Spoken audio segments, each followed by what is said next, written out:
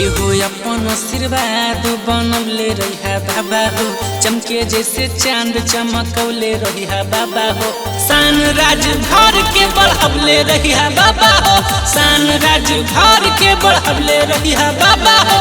मुदई के मूड़ी झुकवले रहिहा बाबा हो, नाम आसमान में खिलवले रहिहा बाबा हो। शान राज भर के बढ़वले रहिहा बाबा हो, शान राज भर के बढ़वले रहिहा बाबा हो।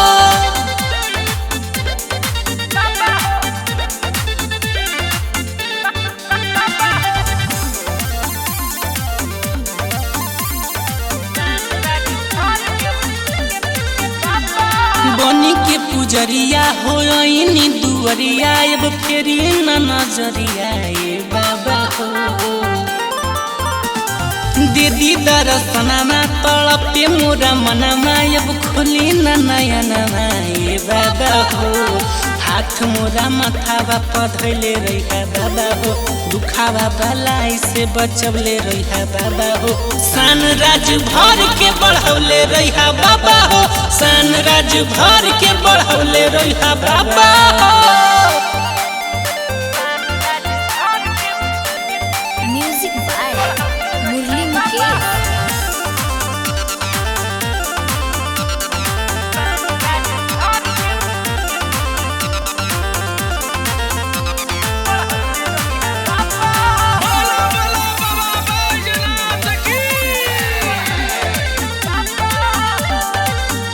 इहो रौरी आशीष से हजारों वरिस से बनल बा राजू घर बरांड बाबा।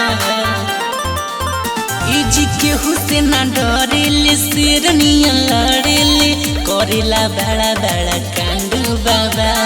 प्यार या दुलार बरसवले रहिहा बाबा हो, औना मोरी पेश के हंसवले रहिहा बाबा हो। शान राज भर के बढ़वले रहिहा बाबा हो, शान राज भर के बढ़वले रहिहा बाबा हो।